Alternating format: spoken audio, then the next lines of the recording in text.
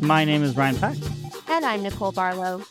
This is Soundtrack Your Life, where we speak with a guest about a soundtrack that is important to them. Our guest is producer, screenwriter, and podcaster Alan Katz.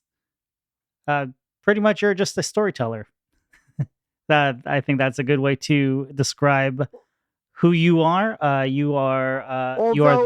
Although I would say I came to storytelling surprisingly late.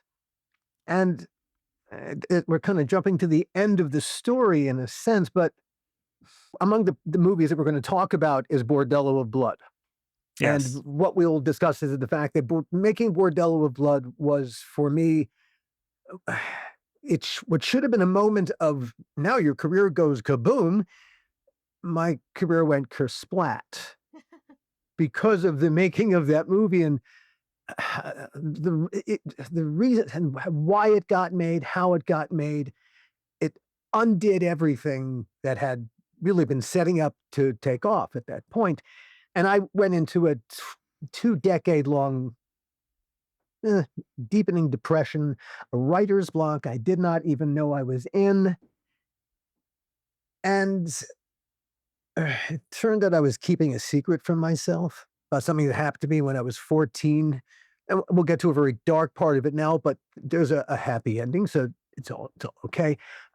3 days before Christmas 2016, I came within literal inches of killing myself. I was in that deep an emotional, psychological hole. And I knew I knew I needed a mood stabilizer.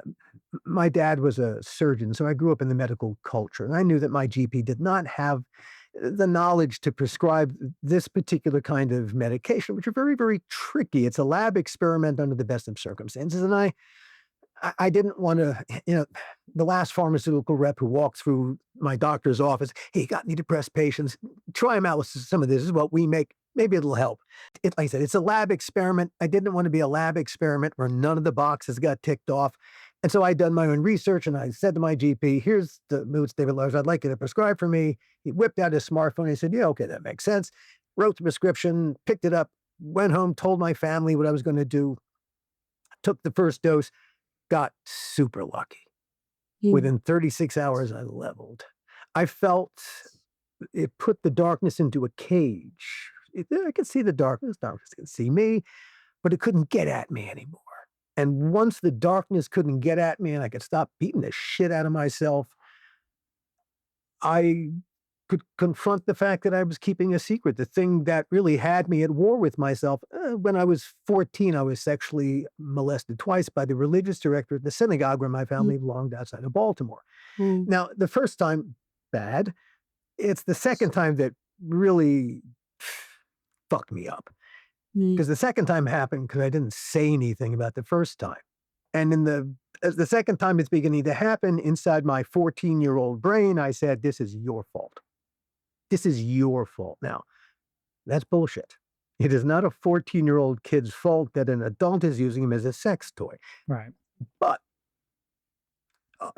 our psychology is not necessarily a logic machine. But the template got set. And a lifetime of blaming myself for shit. No business is blaming myself for it. But then you try to solve it. Well, that doesn't help anybody. When I finally confronted the fact that I had the secret, it is so true what they say about the truth setting you free. If you can't tell your own story to yourself, can you really tell anybody else's story? Of course you can't. Right. And suddenly being able to tell my own story to me in tremendous honesty, and I could tell anybody's story with really the full purpose of the truth setting everybody free. Tell it the absolute truth. And in that transformation, I went from being a good writer to being a storyteller. I am a storyteller now, but for almost the rest of my career up until I came to podcasting, as a storyteller, I was just a good writer. That's Well, thank beautifully you. I mean, said. thank you for sharing your survivor story. I think we're very happy that you are here. Well, Not thank you. not only Me in the me show. too, actually. So Thank you for sharing, such a deep part of your backstory. I think it's a very, lovely testament to the power of creative truths. And we're glad that you've come to podcasting. We were talking prior to rolling about how happy you are to be a podcast producer and creator and how freeing that's felt for you. So I think we'd love to hear a little bit more about some of the creative projects that you're excited about that are we happening right will now. we will get there for sure. Yeah, so Alan has a company called Costard and Touchstone Productions where he hosts and produces many great podcasts, including one that we'll be talking about quite a bit today, the How Not to Make a Movie podcast, which I binged the first season. I believe it's a season in 2 days because I found it so great. Uh, Oh, well, his thank you, thank you. uh, his story that he just shared is included in that season, but it's not a downer of a season or a story. It actually ends on a pretty funny note, which I don't want to give away. I really enjoyed listening to every one of those episodes. I was like, I'm gonna try to like listen to this to research. I don't know if I'll finish it. I finished it in 2 days. F Coming from another podcaster, that feels especially good, really and Right. truly. It's a story about rise and it's about the creative process at its best and at its very, very worst. When making Tales from the Crypt, which was everyone who made that show, looking back, would tell you it was one of the pinnacles of their creative career because of all the freedom that we had.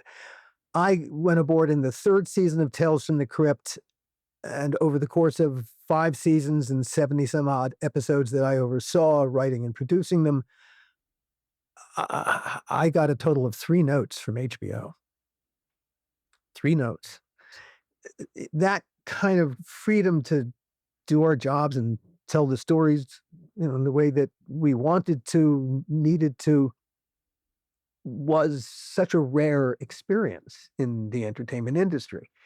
Over the course of the 3rd season, when my creative partner at that time, Gil Adler, and I went aboard Tales from the Crypt in the 3rd season, that was supposed to be Crypt's last season. And Gil and I had other ideas when we took over. We reinvigorated the franchise, and by that I mean all the stuff from the EC Comics that the executive producers, those 4 big mega movie producers, uh, that appealed to them so much when they were boys, that it carried over into their adulthoods, that hey, so they took this passion project and they turned it into a TV series, but they were movie guys. They didn't know how to make a TV series, and so they made a bunch of well, they never developed Tales from the Crypt the way that you would normally develop a show. They never said, "Well, okay, how do we translate all the franchise elements from the comic books from that medium into TV, into, film medium?" Because it doesn't translate itself just because you write, "Well, it looks like this." You really have to oversee every last step of the process. Nobody had the job of overseeing that, and or the first 3 episodes in the first season of Tales from the Crypt are 3 brilliant episodes. The next 3 were then HBO ordered a 2nd season of 18 with an additional 3rd season of 13. Over the course of the 2nd season, they bumped into another problem. Not only did the executive producers not develop the show so that there was someone overseeing, I don't know, call it quality control, for want of a better term, of to making sure that every episode is an episode of Tales from the Crypt, the way that it's, the people who created the show envisioned it. Way that you finance and pay for a TV series, every time, whatever the network is, when they show it, they pay a license fee. Well, the first time, the second time, even the third or the fourth time, that license fee is not going to pay for the cost of production. And that's why you get what's called a deficit partner who steps in and they basically pay for the show and they're taking the risk until or if it ever reaching it gets to a place of profitability, ideally in syndication. The night before the season 2 wrap party, HBO handed the executive producers a financial statement that said, "Guys, you are $1 million in the hole that we cash flowed. If you want to see season 3, and there was a lot of money in season 3 for the executive producers, you owe us $1 million." The executive producers promptly canceled the wrap party. They fired everybody. They got out their checkbooks and they paid HBO the $1 million to get to the third season. HBO wanted a responsible producer, and I am not a horror guy. I did not come out of horror. When I moved to LA in 1985, I was comedy. And one of the first people I met when I got to Los Angeles in 1985 was this producer named Gil Adler. And Gil was not a horror guy either. He came out of the theater in New York, comedy, but he trained as an accountant. And he understood that if you have $1 to make your movie or TV show, do not spend $1 because you have not got it. But hey, if you can make your movie or TV show for 99 cents, 98 cents, still make it look like that dollar, this is good. Better yet, what if you could make it for 97 cents, make it look like $1 or $2? The creative process is really problem solving. And Gil's answer to solving the problems wasn't throw more money at it, it was throw more creativity at it, which was exactly my answer to solving creative problems. So Gil and I, we had a great symbiotic creative relationship. Gil produced a show for HBO called The Hitchhiker up in Vancouver. And a little while later, they had a problematic production, expensive and big names behind it, called Vietnam War Stories, which was shooting in Savannah, over budget. The schedule was a mess. They sent Gil in to fix it, and he fixed it, brought it in, and it won awards. A little while later, they had another problem production called Tales from the Crypt, and HBO wanted Gil to produce the third season. Since I was Gil's writing partner, I became the story editor. My first season, I was a story editor. I had no qualifications or bona fides to be the story editor, but because I was Gil's partner and everybody wanted Gil, and because actually there hadn't been a story editor before responsible for these important functions, nobody really cared about that either. And so I got the job. I had two principal responsibilities at Tales from the Crypt. One of them was I was the final typist, let's say, on every script. Every script had to go through me before it went out to the department heads or casting. I was the last writer of note on every single script. My other job was to write Crypt Keeper segments. And just like the executive producers had never developed the series, they hadn't developed the Crypt Keeper either. The Crypt Keeper in the comic books is an old white guy with stringy hair. The executive producers wanted their own Crypt Keeper, and one day, purely by happenstance, executive producer Joel Silver was at his storage facility, a storage locker, and across the hallway, the storage locker belonged to a special effects wizard named Kevin Yeager. And Kevin, among his other creations, is Chucky. When Joel saw what was inside Kevin's storage locker, he went, "You got to make a Crypt Keeper for me," which Kevin Yeager did. He made the Crypt Keeper puppet, which is actually 6 puppeteers working in concert. It's not one puppet. Kevin found John Kassir, who became the voice of the Crypt Keeper. But at no point did anyone say, "Okay, we got a puppet, we got a voice. Who is he?" Whoever wrote the episodes. They'd throw a couple lines at the Crypt Keeper, and that's what they'd shoot.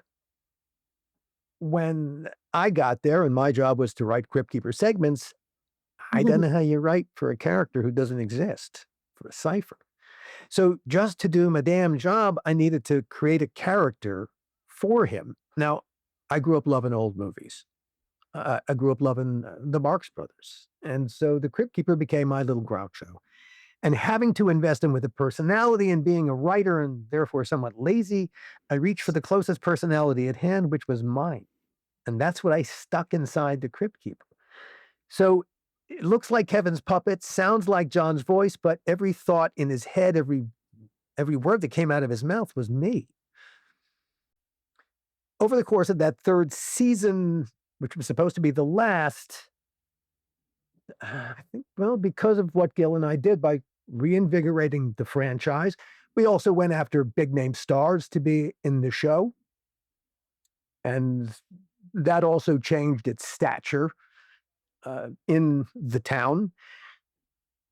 But it turns out at the end of the day, more than anything else, by giving the Crypt Keeper an inner life and an actual character, he became the franchise.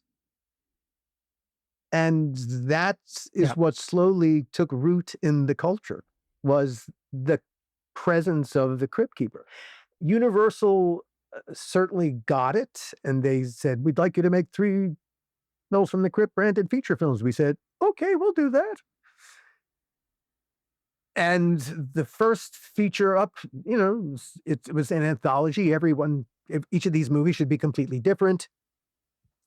We came close to Right. making Quentin Tarantino's From Dusk Till Dawn, but we could not finish the deal with Right. Quentin. And there was another terrific script floating around called Demon Knight. And we decided to do that instead. Sounds great. And What could go wrong? Gil was supposed to direct the first Tales feature, but he didn't want to do a monster movie. We were terribly afraid of because neither of us are horror guys. We didn't want to be labeled one-trick ponies. Hey, it's what they do in this town. Right. So Gil said, someone else can direct the first one. We'll develop something for ourselves and I'll direct the second. Ernest Dickerson took over as director, did a fantastic job, an amazing cast. Billy Zane is fantastic. What a great villain. Jada and Bill Sadler, terrific heroes, a great cast. We began developing a project called Dead Easy. And the mandate was 3 different movies, and we didn't want to be pigeonholed. So we had been developing, and the whole creative team was involved with this project called Dead Easy. It was a taut psychological thriller about a recovered memory. It took place in the swamps outside New Orleans. It had a great franchise villain character, this Harlequin. A franchise character, a great character, right up there with the Crypt Keeper, really still there waiting to be exploited. And Universal must have been into it because they were spending money on it. We were casting. We had a young unknown actress named Salma Hayek cast to be the female lead. Our creative team spent 6 months in and around New Orleans prepping the movie. We were there. Gil and I were there. The production team was beginning to arrive. And 3 weeks before the start of principal photography, Universal Pictures called us and said, "Stop. Don't spend another penny. Come home. You're not going to make that movie." So we flew back to Los Angeles, shell-shocked. We got back and they stuck this other script under our noses. It was called Bordello of Blood. They said, your release date hasn't changed. You still start in 3 weeks. Get going, guys. You got a lot of work to do here. Now, where did Bordello come from? At about the time that we were making this movie, there was a new studio that came into being called DreamWorks. And DreamWorks was Steven Spielberg leaving his deal at Universal, not the lot, but his deal, and becoming a studio. And as studios must, he began to make talent deals, and Universal was afraid of losing another piece of talent. One of my executive producers, Robert Zemeckis, they approached Bob. They said, "Bob, we love you at Universal. What can we do to make you stay?" I don't know any other part of that deal. I know one deal point. Universal Pictures agreed to pay Bob Zemeckis and Bob Gale, the two Back to the Future writers, uh, $500,000 for the first student script they ever wrote when they were film school students at USC, a thing called Bordello of Blood. It was a deal point, just a way to put $500,000 in Bob Z's pocket with no intention that anyone was going to make the movie. But Universal sat there thinking afterwards, and are we just going to eat $500,000? Bob's about to executive produce this other horror movie, this Dead Easy thing. We spent what, $50,000 on that? Fuck that. We'll take it out of their budget. Guys, you're gonna make Bordello of Blood instead. It's got Bob Zemeckis and Bob Gale's name on it. That's bigger than Alan Katz and Gil Adler's name, isn't it? Get going, guys. You start in 3 weeks. And so Gil and I and the entire creative team, we went from making a movie that we had invested 18 months in developing and writing. We were, for all of us, it was a project that would demonstrate to the town our diversity, our range. And suddenly, instead of that movie that we were all deeply committed to, we're making a student movie. I do want to talk really quickly about the one significant needle drop in Bordello of Blood is this moment where Dennis Miller has a super soaker, a neon super soaker filled with holy water, and starts exploding vampire hordes to Ballroom Blitz by Sweet. Ballroom Blitz by Sweet has, of course, been used in a lot of film and Barroom TV. I think it Blitz. was most notably used in Wayne's World in 1992. Do you have a recollection of how that got to be the needle drop in the movie? That was a Joel choice. Well, he did one thing right, maybe, because it's fairly successful as a campy, silly, over the top, we're gonna blow all these vampires away moment. So, as with everything in Bordello of Blood, yeah, things just got slapped in. Yeah, the Ballroom Blitz, I think, was a great choice. It was available, and whatever it cost, we were willing to pay it. That was a good choice, and the thing that motivated the choice more than anything is it was great to cut to. Where a piece is being cut to the music, yes, then the music was in place during the cut. And so, yes, there was some say, and there would sometimes be a choice of, well, we can get the rights to this, we can get the rights to that, we can get the rights to this. And you'd have to lock that down because there's no point cutting to one song and then having another one. So, yeah, there would be some choices. With Bordello, because nothing was organic to it. It's not like Gil ever approached it like he did any of the episodes or with a sense of what the music was going in. There was no music going in, there was noise going in. Joel Silver, on Bordello of Blood, he very much dropped the ball. He didn't give a fuck about that that ball. But in his time, Joel was an incredibly good producer in that his creative instincts were quite spot on. He is an impresario. He is larger than life in good ways and in bad ways. The bad way is that Joel is one of the biggest fucking assholes on the planet. It's just a fact of life. And hey, how many movie characters have been based on Joel? The beginning of Roger Rabbit. Think back to the beginning of Roger Rabbit. Roger is performing in a film, and the director is screaming at him.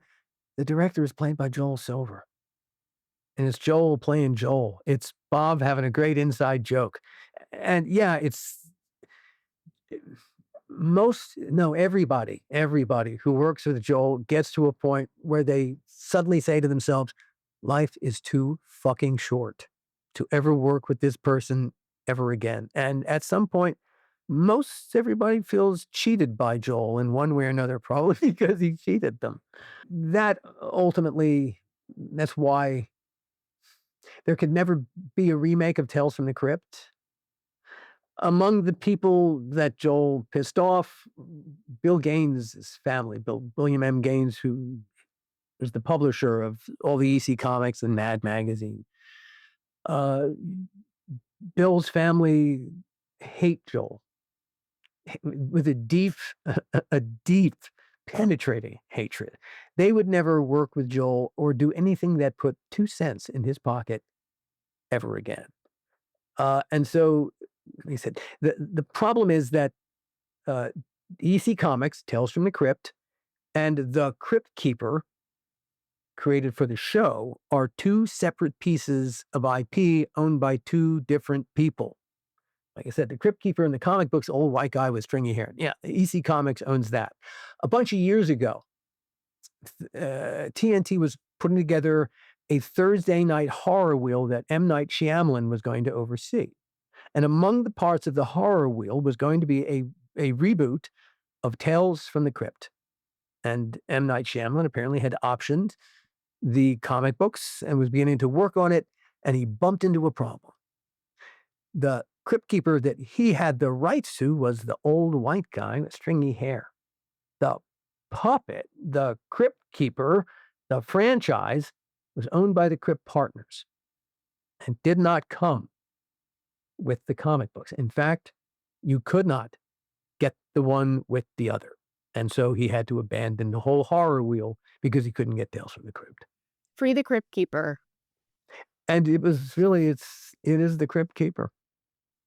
One thing that you didn't really touch on your podcast was about the soundtrack. Did you or Gil have any part of that, or was that just kind of when Gil and I took over Tales from the Crypt? Okay, now let's switch over to music. Let's go at this musically. All right. Gil is let's do that. Had been a musician in his past, and so he's very musical. And music was always super important to Gil. As a director, he always approached it from what's the soundtrack. When he did his episode "What's Cookin'" of Tales from the Crypt, which is Christopher Reeve, Bess Armstrong, Judd Nelson, Meatloaf, it's about cannibalism. When he did that episode, we agreed that the soundtrack was going to be reminiscent of Louis Armstrong's Potato Head Blues. We wanted that. So as he shot, that was in his head. So the rhythms of his shooting, the way he worked with the actors, the soundtrack that he had, that he was thinking about, he wanted it to be as redolent, everything to be as redolent of that feeling. And from the first frame, as soon as fade in, it's I think Nick Pike did a terrific score for us. Scoring is essential to a degree, and this, I would say this is true with podcasting too. I write most of my podcasts. Even when there are interviews, I write around the interviews. The interview segments are broken up and everything is written. I'm composing a story. And so there's writing, but after the writing is done, when you sit down with all the recorded bits and pieces and you're going to add sound and music, that's writing too. You're not writing with words, you're writing with sound. So you're creating environment in the audience's head, but you're also writing the subtext. And that's really what, as in a movie. And I bring a very cinematic sensibility. How we approach cinematic movie telling is how I approach storytelling inside a podcast. The goal is to be evocative. Now, when we wrote and Gil directed the Tales from the Crypt episode, Death of Some Salesmen.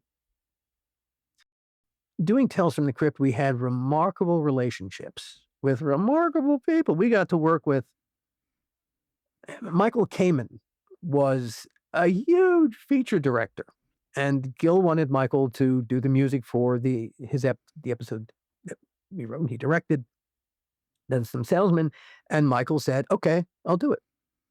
And that was very exciting because, hey man, every time, that was one of the joys of doing Tales from the Crypt, that you could get these incredible big people to do your stupid little TV show. Holy cow. pinch me, pinch me. Tim Curry plays the entire family. He plays the ma, he plays the pa, and he plays the incredibly ugly daughter, Winona. And the big part of the con is they con the Ed Begley character into seducing the Winona character. And it's just hideous. It's hideous. And the sex scene was meant to be gross, funny, gross, horrifying in a particular way. And we come to the scene that Michael has scored. And he plays the joke. He plays the joke of the Ed Begley character being able to perform. And Gil and I are both sitting there. The score has been terrific up to this point. And we both don't know what to say. We're having the exact same reaction. We're kind of glancing sideline at each other. Michael Kaman has gotten this cue completely wrong. He should have played the emotional undertone, play the real, don't go for the gag. The gag is obvious. It's an obvious gag. And Michael comes to the end of this scene because this was his favorite cue in the whole thing. And he comes to the end of it and he says, "What'd you think, guys?" It was the most uncomfortable moment. Well, Michael, and as at first he was what? No, guys. But as we began to explain it to him and he began to reconsider the fact that suddenly you don't have to play this joke, he went, "Oh God, you're right. Oh my God, you're absolutely right." And listened to the rest of it, and it was great. He fixed the cue. It's a great cue because he plays the honesty of the emotion, and that's what makes the joke of it pop. Of course. Yeah, you don't want to pluck the wrong string and then elevate the wrong type of emotion out of a scene. You guys also had the likes of Alan Silvestri, Cooder. Yeah, like it's a murderer's row of like composers that you got for the show. When you have Bob Zemeckis as an Right. executive producer, you have access to. That was one of the wonderful things about doing this show. We really did have access to the world. My first season on the show, which like I said was season 3, the last episode of the season is Yellow, one of the epic episodes of Tales from the Crypt. It was supposed to be the last episode. Of course, it wasn't in the end. And so it became kind of a celebration of the fact that because we knew we were going to continue for a couple more seasons at least. When Bob chose the comic, it's a World War I based comic. What Bob Z wanted to do, he wanted to pay homage to one of the movies he loved when he was a film school student at USC, Stanley Kubrick's Paths of Glory. And he said Paths of Glory is a World War I story. It stars Kirk Douglas. And not only did Bob want to pay homage to the movie, he wanted Kirk Douglas to be in the episode. At some point during the second season, before I was on board, they had hired a couple of feature writers to write the episode. It was crap because they approached it like a comic book. They didn't go after try to get any kind of truth. So it was my job, of course, to rewrite all the scripts. So Bob turned to me and said, "You got to get me Kirk." Okay. So I rewrote the script and I got him Kirk. And Bob was sensational. I mean, what a wonderful, everything I know about the art of collaboration, I learned from him. Really, how to get the very best out of people so that 1 + 1 = 1,000. He is the master. And that's why so many people work with him from film to film to film to film, because there's always a creative challenge in every single Zemeckis anything. There's at least 1 or 2 shots, at least one that if you know anything about filmmaking, it's impossible. That's an impossible shot. How'd you get it? An example, Tom Hanks in Castaway. There's the mountain in the middle of the island, and he decides to climb the mountain. And as he does, he gets to the top. The camera is on his shoulder, and Tom is in the shot the whole time. His face, shoulder in the shot the entire time. And he climbs to the top of this little teeny summit, not big enough for him to stand on, barely. And he gets up there and he does a 360. He sees all the the with the reef surrounding the island. Now, if you know anything about movie making, you realize, okay, the equipment at that time, they didn't have a little red box. They didn't have shitting on an iPhone. That was still a big, heavy fucking camera, and it needed a camera operator. There's no room for a crane here. How did you create, or is there? How did you create that shot? How did you get that shot? The audience has no idea that it's an impossible shot, but it's an impossible shot. So, speaking of storytelling, we have a new segment on our show called Life in Three Tracks. Uh-oh. No. Okay. Uh-oh. So we ask our guests if your life was was a movie. Sorry, if your life was a movie, what would you use for each of these scenes? So first of all, we have an action scene. Well, the only action scene you could possibly find in my life right now, since I spend most of my day sitting in my chair cutting podcast together, I play a lot of tennis. I love playing tennis, and after I came out of my darkness, I came to love tennis. I didn't love it before because I didn't know how to coach myself. But once I start beating the shit out of myself and I began to coach myself, I began to love it. And I went, yeah, I was grown more and more competitive, which I didn't know I had in me either. On the tennis court, Killer Queen. Oh, that's a great song. And that's, yeah. That was it, Turning On with a Laser Beam. Yeah. Yeah. That's, yeah. Yeah. That's how I feel sometimes when I'm focused on that ball and I'm stepping into it and my rack is all the way down and cocked. Step into it, hit it right in the sweet spot and follow all the way through the wrist, especially. It's in the wrist. You bring it all the way down, that ball lands right on the other side of the net where you want it to land. And yeah, I can hear that music in my head for sure. That's awesome. What would you use for your romantic scene? Doesn't have to be a sex scene, but some sort of a romantic scene. Well, the romantic scene would probably, it's probably a little on the nose. Gato Barbieri playing the sax in Last Tango in Paris. Ooh, classy. I forget the name of the composer. I'm going off with the name of the composer, but Paris has special significance. I met my wife in Paris. Oh, wow. My wife is British. I met her in 1979, a very long time ago, when I took my junior year in college in Paris. And I was living in a pension right by the Luxembourg Garden, and my wife was also there at the pension living. I was there taking my whole year there. She was there training to be a trilingual secretary. And we ended up having this torrid affair. We lasted for the year that I was there, and then we stayed friends.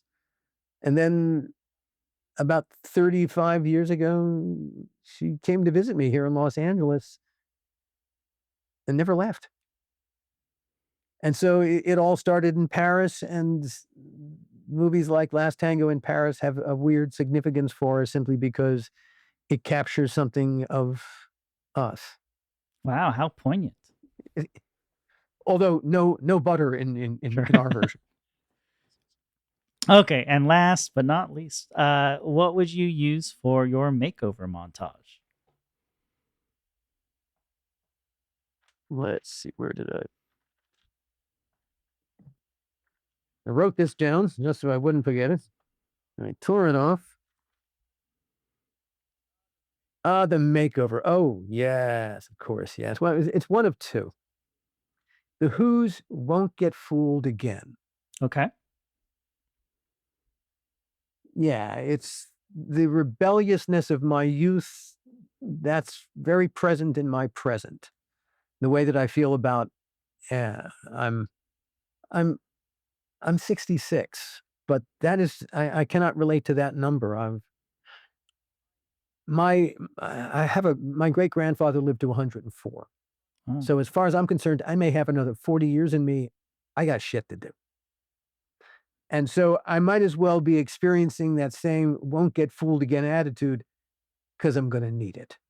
The other possibility is Kate Bush going up that hill. Yeah, nice.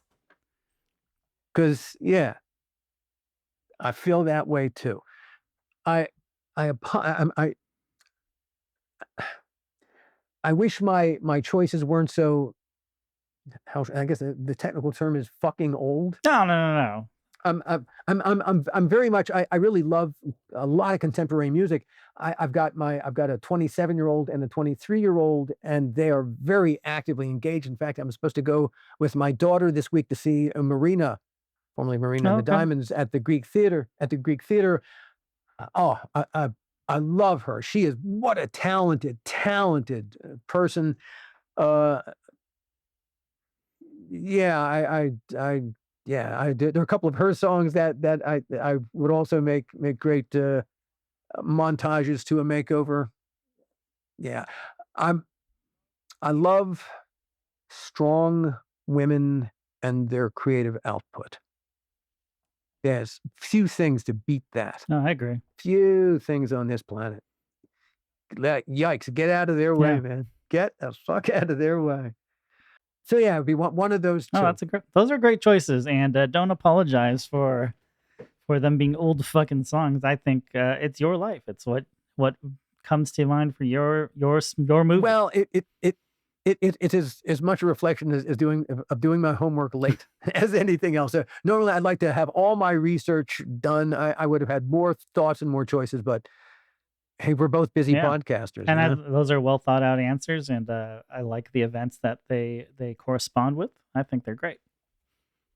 Well, even if you don't do your homework, you still got to do the assignment. True. Thank you for being on the podcast. Where can people find your work? They can find all the podcasts like The Donor, a DNA Horror Story, John Kiriaku's Dead Drop, which we just started dropping, Just the Photographer with David Swanson. They can find them wherever they find their favorite podcasts, or all of them together are at costardandtouchstone.com. That's COSTARDAND, Touchstone, TOUCHSTONE.com. It's named for the two, in my brief acting career, I performed in two Shakespearean plays. I played the part of Costard in Love's Labour's Lost and the part of Touchstone in As You Like It. They are both wise fools who speak truth to power, and that's what my little podcast company does. You go to costardandtouchstone.com. You'll find everything waiting for you there. Yeah, we'll put that link in our show notes. So just please. You can find it there if you are too lazy to type it all out. But yeah, thanks again, Alan, and definitely we will touch base and so we can do that again. Thank you, Ryan.